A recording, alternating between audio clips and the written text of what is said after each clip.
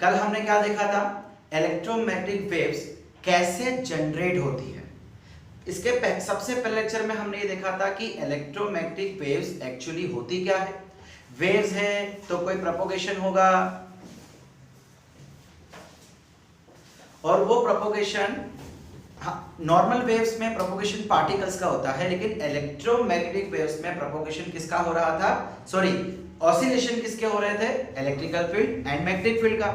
फिर हमने ये भी देखा कि कैसे electric field and magnetic field आपस में ऑसिलेट कर रही है। हमने देखा था कि एक एक्सेलरेटेड चार्ज पार्टिकल जो है वो ऑसिलेट अगर करेगा तो वो एक्सेलरेटेड हो जाएगा एंड वही प्रोड्यूस करेगा हमारी इलेक्ट्रोमैग्नेटिक वेव्स। पढ़ा था ना। तो देखिए अभी तक जो हमने पढ़ा एक छोटा सा रिकैप देख लेते हैं। पहला हमने देखा था an accelerated charged particle produces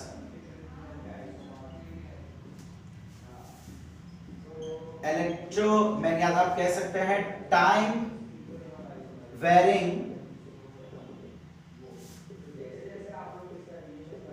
electric field and magnetic field. अब ये time varying electric field and magnetic field एक दूसरे को परपेंडिकुलर होगी। This electric field and magnetic field are perpendicular to each other and generate electromagnetic waves which are या whose propagation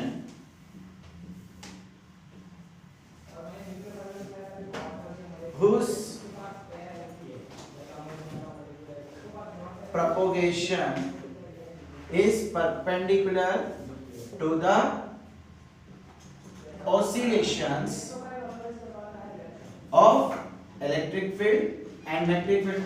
अच्छा याद है ना, electric field and magnetic field जिस डायरेक्शन में ऑसिलेट हो रही थी उसके परपेंडिकुलर वेव प्रोपोगेट हो रही है। यस और no? Since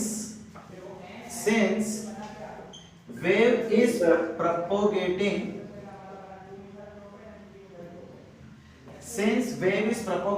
through the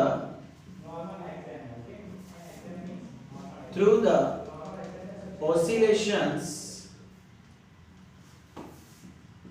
of electric field and magnetic field in perpendicular direction, electromagnetic waves is a transverse wave, is a transverse wave. बच्चे ट्रांसवर्स वेव क्या होता है, पढ़ रखा है आपने अपने बचपन में। ट्रांसवर्स वेव का मतलब हमने क्या देखा था 11th के अंदर कि अगर कोई पार्टिकल इस तरीके से ऑसिलेट कर रहा है और उसके कारण कोई ऑब्जेक्ट आगे जा रहा है तो हम कहते हैं वो एक ट्रांसवर्स वेव है। यानी पार्टिकल ऑसिलेट किसी दूसरे डायरेक्शन में कर रहे हैं एंड वेव जा किसी और डायरेक्शन में रही है। समझ आ रहा है? इसे हम कहते हैं ट्रांसवर्स वेव। दूसरी एक वेव पढ़ी थी लॉन्गिट्यूडनल वेव्स, जिसमें पार्टिकल उसी डायरेक्शन में वाइब्रेट करते थे, यानी उसी डायरेक्शन में ऑसिलेट करते थे जिस डायरेक्शन में वेव चलती थी। बट यहाँ पे क्या हो रहा है, electrical field, magnetic field and wave. याद आया? भागना स्टेप याद रखने का इसमें। ठीक है, ये क्या था, एक शॉर्ट समरी। चलिए जिसको भी नोट डाउन करना है फटाफट करो, हरी अप। 1 2 3 4।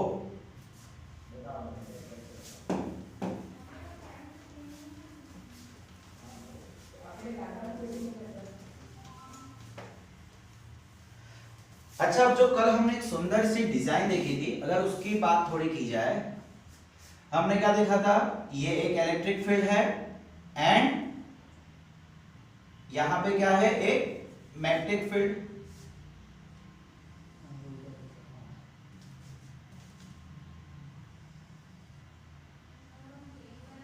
यस और नो?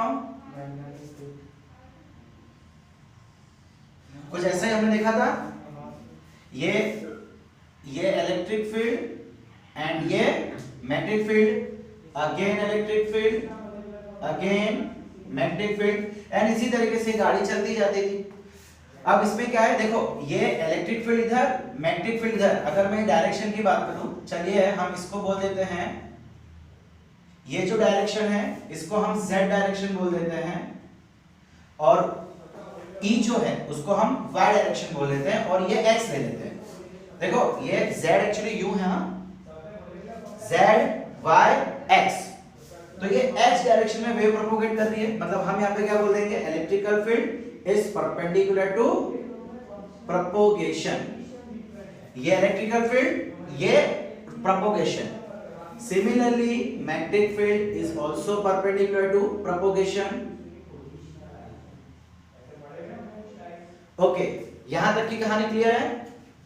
अब अच्छा प्रॉब्लम ये है कि वेव्स की डायरेक्शन पता लगानी है। इलेक्ट्रोमैग्नेटिक वेव्स, देखो ऐसा भी तो है, अगर मान लो कि ये यूं प्रोपोगेशन है, ये यूं प्रोपोगेशन है, तो हो सकता है कि वेव्स यूं जावे, हो सकता है वेव्स यूं जावे। मतलब पॉजिटिव में भी जा सकता है, नेगेटिव में भी जा सकता है। यस और नो। अब क्वेश्चन ये आता है कि हमें कैसे पता चलेगा कि वेव्स पॉजिटिव एक्स में जा रही है कि नेगेटिव एक्स में। क्या वो कहीं भी जा सकती है? जा कहीं भी सकती है, लेकिन डिपेंडिंग ऑन ऑसिलेशंस वो किसी एक डायरेक्शन में जाएगी।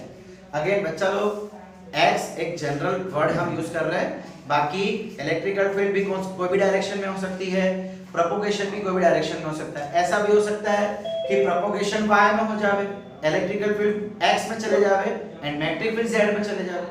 एनीथिंग कैन हैपन, ठीक है। अच्छा, हम बात कर रहे थे कि वेव्स कौन से डायरेक्शन में प्रोपोगेशन होगी, यूं जाएगी वेव्स कि यूं जाएगी। तो बच्चा अगर उसकी डायरेक्शन हमको पता लगानी है, सो डायरेक्शन ऑफ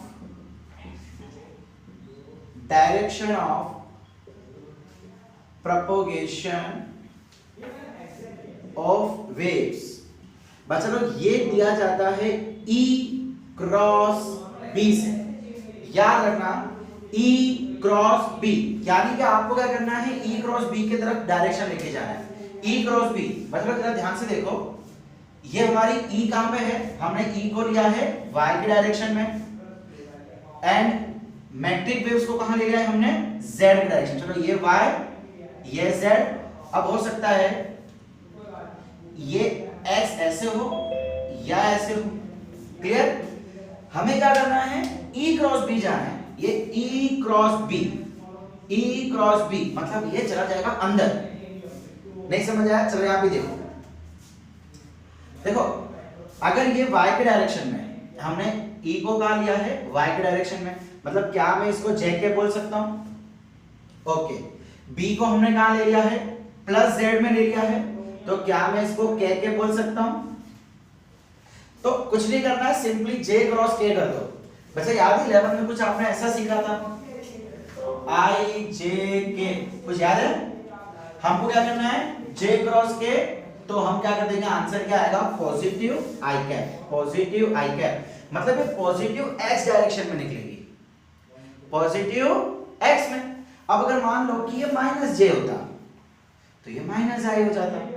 समझ आ रहा है? या ऐसा होता, ऐसा भी पॉसिबल है कि अगर इलेक्ट्रिकल फील्ड z एक्सिस में होती and magnetic field y axis में होती, इसका उल्टा कर देते हैं, तो क्या फॉर्मूला भी उल्टा होगा? नहीं, फॉर्मूला उल्टा नहीं होगा, फॉर्मूला तो वही देगा E क्रॉस B, यानी हम क्या कर देंगे, Z cross J, sorry K cap cross J cap. इसका मतलब हमें क्या करना है, एंटी क्लॉकवाइज में जाना है। बच्चा जब हम एंटी क्लॉकवाइज में जाते थे तो हम माइनस लेते थे, अरे 11 में सीखा था ये सारा क्रॉस प्रोडक्ट। सो उस समय क्या हो जाता, माइनस i कैप मतलब नेगेटिव x डायरेक्शन। समझ आ रहा है मैं क्या बोल रहा हूं? क्लियर? अच्छा एक प्रॉब्लम और भी है, मतलब इस समय x प्लस y में है, तो आफ्टर सम टाइम x जो इलेक्ट्रिकल फील्ड है वो तो माइनस y में भी तो होगा। ये इलेक्ट्रिक फील्ड एक्चुअली कैसी है, इस टाइप की है ना, सो इस समय वो पॉजिटिव है, ठीक है, लेकिन सेकंड टाइम में तो वो इधर होगी। इस समय क्या करेंगे बच्चा, टेंशन नहीं लेने का है। क्यों? बिकॉज जब इलेक्ट्रिकल फील्ड इधर होगी सो मैग्नेटिक फील्ड तो यहां होगी ना, सो वो भी माइनस, ये भी माइनस, माइनस माइनस प्लस। समझ आ रहा है? आपको कुछ नहीं करना है, एक डायरेक्शन पकड़नी है दोनों की। अगर ये इलेक्ट्रिकल फील्ड होंगे तो ये मैग्नेटिक फील्ड हो जाएगी, अगर ये नेगेटिव तो ये भी negative. Getting what I am saying? ये नेगेटिव ये भी नेगेटिव, माइनस माइनस प्लस। आप क्या करना, कौन सी डायरेक्शन में देख लेना एंड ई क्रॉस बी कर देना, राइट हैंड, बस we will get our answer. Clear? समझ आया यहाँ पे डायरेक्शन कैसे निकालनी है वेव्स की?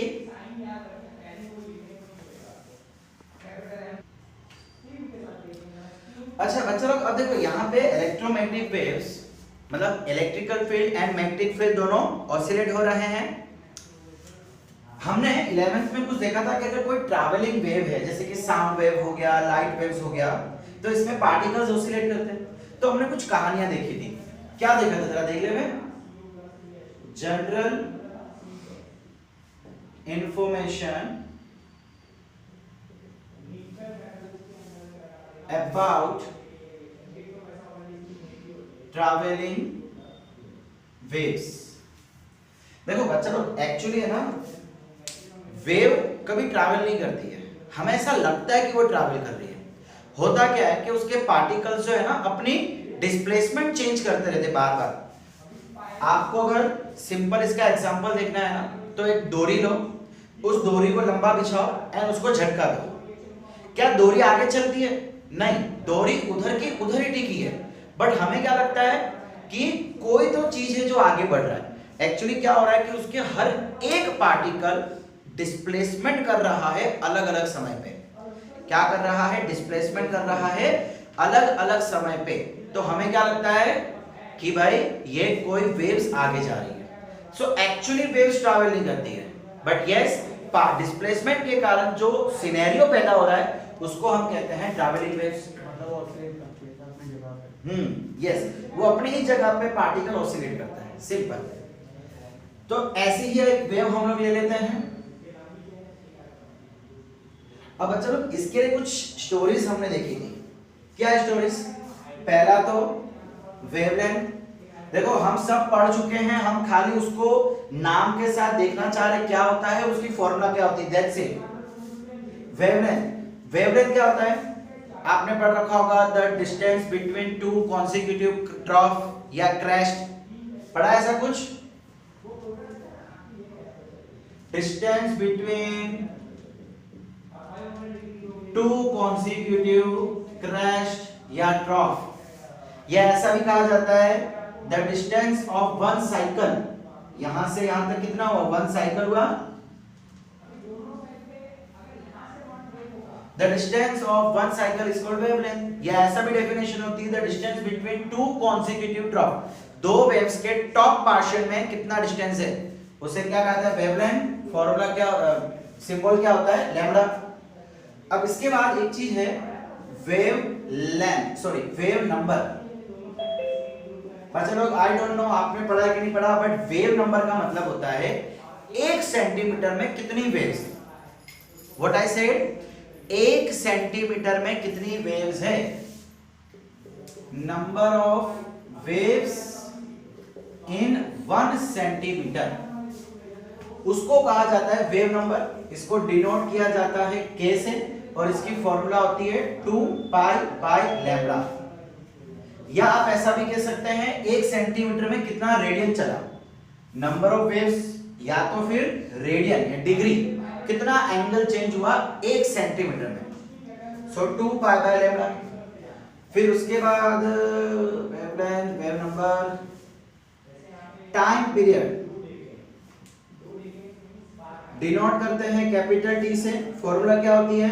1 बाय एफ। टाइम पीरियड का मतलब क्या होता है? Time taken. क्या होता है time period? Time taken to complete one cycle. एक साइकिल कंप्लीट होने में जितना समय लगता है that is called time period. Generally अगर मैं अर्थ का टाइम पीरियड पूछूं तो हम 365 डेज बोलते हैं, यानी कि अर्थ को एक चक्कर लगाने में सिमिलरली यहाँ पे एक साइकिल कंप्लीट करने में जितना समय लगेगा उसको हम क्या बोलेंगे, टाइम पीरियड। किससे फॉर्मूला क्या होती है, 1/f। अब यहाँ पे f क्या है, f is nothing but the frequency. अच्छा, फ्रीक्वेंसी की फॉर्मूला कैसे दी जाती है, number of waves in 1 second. Number of waves, या तो आप साइकिल भी कह सकते हैं, number of cycles in 1 second. Suppose करो अगर 1 सेकेंड में ऐसी 50 रे बन रही हो तो हम 50 फ्रीक्वेंसी बोल देंगे, 50 हर्ट्ज। पढ़ रखा है ना इलेक्ट्रिसिटी में। टाइम पीरियड, बच्चा इन दोनों में ना बहुत कंफ्यूज होते हो। देखो टाइम पीरियड का मतलब होता है टाइम टेकन बाय 1 साइकिल।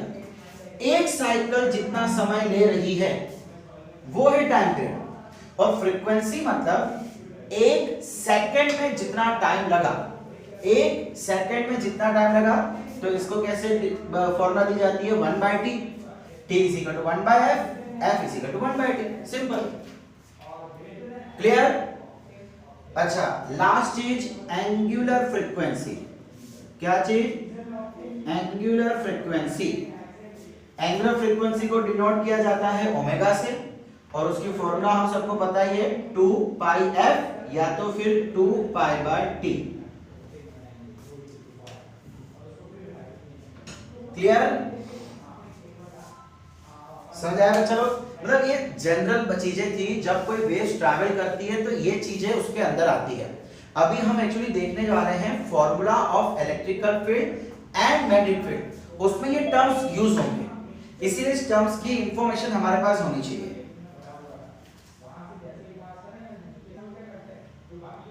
अच्छा बच्चा लोग, एक आखिरी चीज बाकी रह गई थी, स्पीड ऑफ वेव।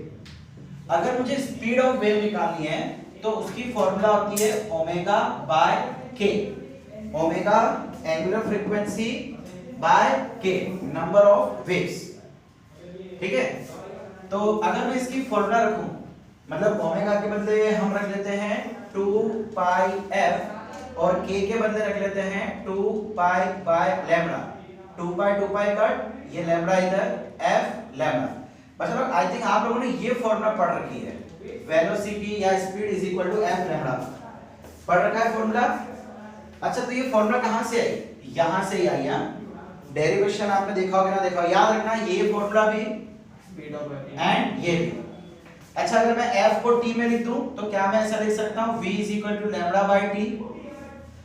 बच्चा ये तो वो नॉर्मल फॉर्मूला बन गई, speed is equal to distance upon time. Speed is equal to distance upon time. Lambda क्या है, वेवलेंथ क्या है, वेवलेंथ एक्चुअली डिस्टेंस ही तो है, यहां से यहां तक का डिस्टेंस, एंड टाइम, यहां से यहां तक का टाइम। वही तो हम कहते हैं 1 साइकिल, एक साइकिल, तो ये एक साइकिल का टाइम। समझ आ रहा है। तो यहां से आप याद रख सकते हो λ/t या t का रेसिप्रोकल कर दो तो f और फिर ये रिलेशन याद रखना, एक ये ओमेगा बाय के। कई सारी जगह पे आपको ओमेगा बाय के भी लगाना पड़ सकता है।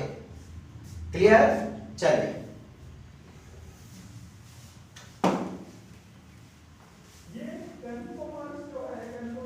सो अब हम देख लेते हैं equation of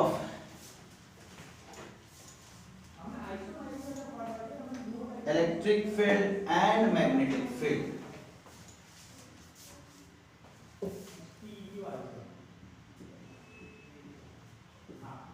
Equation of electric and magnetic field।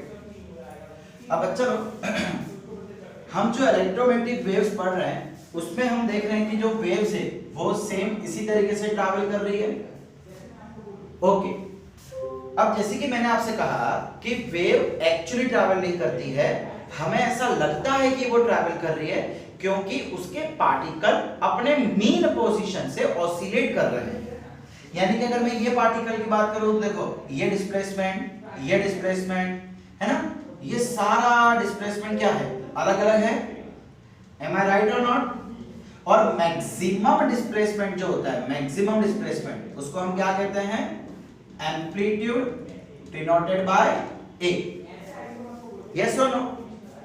अब बेटा हमें क्या करना है, हमें ये इलेक्ट्रिकल फील्ड की फॉर्मूला बनानी है। ये जो इलेक्ट्रिकल फील्ड ऑसिलेट कर रही है ना, उसकी एक इक्वेशन बनानी है। पहले तो हम एक जनरल वेव की बात करते हैं। अगर मैं इस वेव को देखूं तो यहाँ पे साफ साफ मालूम पड़ रहा है कि एक्स के, ये एक्स एक्सिस है, एक्स एक्सिस के अलग अलग पॉइंट पे पार्टिकल का डिस्प्लेसमेंट अलग अलग है। इसका मतलब हमारी जो वेव है वो एक्स पे डिपेंड कर रही है। किस पे डिपेंड कर रही है? एक्स पे डिपेंड कर रही है। अच्छा, क्या मैं ऐसा बोल सकता हूं कि समय के साथ साथ वेव की हाइट भी चेंज हो रही है? कुछ हो रहा है ऐसा? आपको फील हो रहा है? देखो ना, इसका डिस्प्लेसमेंट, देखो डिस्प्लेसमेंट जो है एक्स के अलग अलग पॉइंट पे अलग अलग है, बहुत सही है। लेकिन टाइम के साथ साथ जो डिस्प्लेसमेंट चेंज हो रहा है, अलग समय पे डिस्प्लेसमेंट अलग। यस और नो? इसका मतलब हमारी जो वेव है वो टाइम पे भी डिपेंड कर रही है। तो मैथ्स में ऐसा लिखा जाता है, anything is function of x. Function of x का मतलब वो एक्स पर डिपेंड कर रही है, डायरेक्टली डिपेंड कर रही है ऐसा नहीं है, कोई बीच में अगड़म बगड़म चीजें होगी। तो अगर दोनों को कंबाइन कर दिया जाए तो क्या हम ऐसा बोल सकते हैं कि हमारी वेव एक्स और टाइम दोनों पर डिपेंड करती है। तो बच्चों यहां से फॉर्मूला डेराइव की गई, जो हमें डेरिवेशन नहीं देखना है बिकॉज वो डेरिवेशन काफी एक्स्ट्राऑर्डिनरी होता है। जैसे कि मैंने आपको पिछले लेक्चर में बताया था कि उसके लिए हमको आगे हायर फिजिक्स जब पढ़ेंगे तब ये डेरिवेशन आएगा।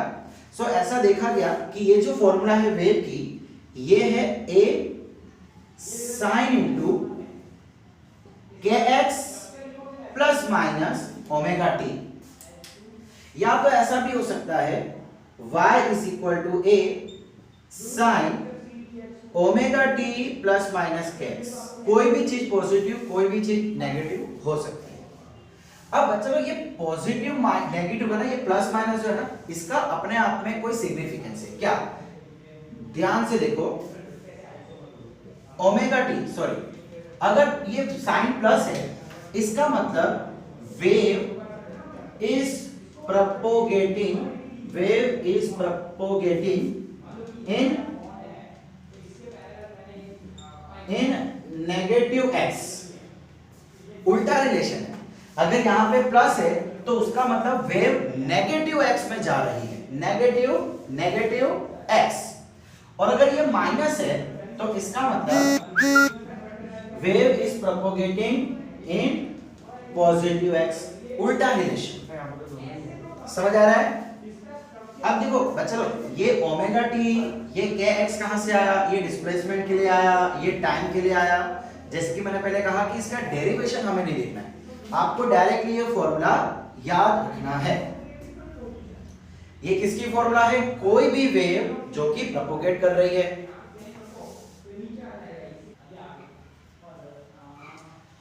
अब बच्चों देखिए, ये x का मतलब क्या है? Displacement in x direction. x direction का कोई डिस्प्लेसमेंट है ना। अब अगर सपोज करो कि कोई वेव y में है, भाई अगर इलेक्ट्रिकल फील्ड y में जा रही है तो हम यहाँ पे y भी लिख सकते हैं। समझ आ रहा है मैं क्या बोल रहा हूँ? मतलब कितना वो डिस्टेंस ट्रैवल कर रहा है एक्सिस के along, that is x। k आपको पता है, ओमेगा आपको पता है, और टोटल टाइम कितना लग रहा है, वो सिंपल सी चीज है। अच्छा, अब यहाँ पे साइन के बदले कॉस भी आ सकता है, बिकॉज ये कैसी वेव है? एक साइनोसॉइडल वेव है, साइनोसॉइडल वेव। तो कॉस भी कैसी होती है? साइनोसॉइडल, वो भी मतलब वैरी करती है। सो यहाँ पे साइन के बदले कॉस भी हो सकता है। ये बात की हमने एक जनरल वेव की। अब इसी को हम देख लेते हैं इलेक्ट्रिकल फील्ड के टर्म्स में। देखिए, अगर मुझे इलेक्ट्रिकल फील्ड की फॉर्मूला लिखनी हो इस तरीके से, तो क्या मैं ऐसा लिख सकता हूं? इलेक्ट्रिकल फील्ड एम्पलीट्यूड मतलब क्या होता है? Maximum height. तो ये क्या हो जाएगा? Maximum electrical field. ये क्या हो जाएगी? Maximum electrical field. हमने कल देखा था ना कि जब कैपेसिटर में चार्ज मैक्सिमम हो जाएगा तो इलेक्ट्रिकल फील्ड भी मैक्सिमम हो जाएगी। यस और नो? ओके, ये इधर आएगा भाई, वो डायरेक्शन समझ आना भाई, आप लोग अच्छे बच्चे हो। ओके, ई नॉट साइन के X plus minus omega T, सब कुछ वही काम। अब हम इलेक्ट्रिकल फील्ड को कौन से डायरेक्शन में लेते हैं, y में, सो हम क्या कर देंगे यहाँ पे y एंड इधर कर देंगे j कैप, डायरेक्शन के साथ ले लिया। सिमिलरली अगर मुझे मैग्नेटिक फील्ड की डायरेक्शन लिखनी हो तो हम क्या ले लेंगे, b नॉट साइन, अच्छा एक मिनट यहां पे थोड़ा सा मॉडिफिकेशन, e नॉट साइन, बच्चा k की फॉर्मूला हमने क्या देखा था, 2 pi by lambda wave number x plus minus omega की फॉर्मूला क्या होती है, 2 पाई f इंटू टी जैक है। क्या इसको हम ऐसा लिख सकते हैं, Ey is equal to E naught sine 2 pi constant common, क्या बचा यहाँ पे x by lambda plus minus F T. कई बार हमको क्वेश्चन में वेवलेंथ दी जाती है, टाइम फ्रीक्वेंसी दिया जाता है, सो हम इस तरीके से बीट लगा सकते हैं, डायरेक्ट फॉर्मूला। ओके, अब अगर सिमिलरली हमको मैग्नेटिक फील्ड की इक्वेशन लिखनी हो सो वो ऐसी हो जाएगी, बी नॉट साइन के X plus minus omega T. Okay, same कहानी इधर भी लिख लेते हैं। ये कौन से डायरेक्शन में ले रहे हैं हम, z में, तो यहां हम ले लेते हैं k cap. Okay, so b naught, जहां पे b नॉट और e नॉट क्या है, maximum electrical field and maximum magnetic field. So b naught sine, same चीज इधर भी हो जाएगी, k के बदले 2 पाई बाय लैम्डा, ओमेगा के बदले 2 pi f, 2 pi common x by lambda plus minus F T, सब कुछ सेम रहेगा।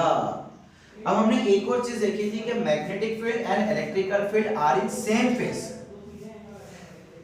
अब बच्चा देखो, ये तो हो गई वेव की इक्वेशन। अब कभी कभार इसको इस तरीके से भी लिखा जाता है, जैसे कि अगर मान लो इलेक्ट्रिकल फील्ड है और हमको बोल दिया जाएगा कि जो फेज है वो 90 है, यानी कि पाई बाय 2। सो इसका क्या करेंगे, ये क्या चीज है, मतलब अगर आपने 7 चैप्टर अल्टरनेटिंग करंट अच्छे से पढ़ा हो तो उसमें हमने वोल्टेज करंट की बात की थी, उसमें भी कुछ ऐसा ही था, sine omega T cos omega T plus या अल्फा या माइनस अल्फा कुछ होता था बस। तो ये अगर अल्फा कुछ ऐसा आ जाए 5 तो उसको इसके आगे प्लस या माइनस कर देना है। सो अगर ऐसा कुछ दिया हुआ है तो उसका मतलब है ई नॉट साइन के X plus minus omega T plus 5। और अगर 5 की वैल्यू 90 है, बेटा ये 90 कंपलसरी नहीं है, 90 कुछ भी हो सकता है, तो वहां पे हम 90 की वैल्यू पुट कर देंगे। एंड उसी समय मैग्नेटिक फील्ड कैसी बन जाएगी, बी नॉट साइन के X plus minus omega T plus 5, दोनों में प्लस 5 क्यों, हमने एक चीज देखी थी, electrical field and magnetic field are in same phase, are in same phase, दोनों एक साथ बढ़ रही है, एक साथ घट रही है, एक साथ बढ़ रही है, एक साथ घट रही है, इसलिए सेम फेज। तो अगर आप यहाँ पे प्लस या माइनस 5 करते हैं तो इधर भी प्लस या माइनस 5 करना पड़ेगा। ये क्या हमेशा आएगा ही आएगा, नहीं, ऐसा जरूरी नहीं है, डिपेंड करेगा, एंड इतनी चीज हमेशा होगी ही होगी। ठीक है बच्चा लोग, सो स्टूडेंट्स हम आज का लेक्चर यहीं तक रखते हैं। हमने आज कुछ बेसिक सीखा, वेव्स की बातें देखी, वेव्स में क्या क्या चीजें होती है, और उसी को अप्लाई किया electrical field and magnetic field की वेव्स में। अब अगली बार हम इसके कुछ न्यूमेरिकल्स देखेंगे एंड इस चैप्टर को खत्म करने की तरफ बढ़ेंगे। तब तक के लिए पढ़ते रहिए, एंजॉय करते रहिए। Thank you.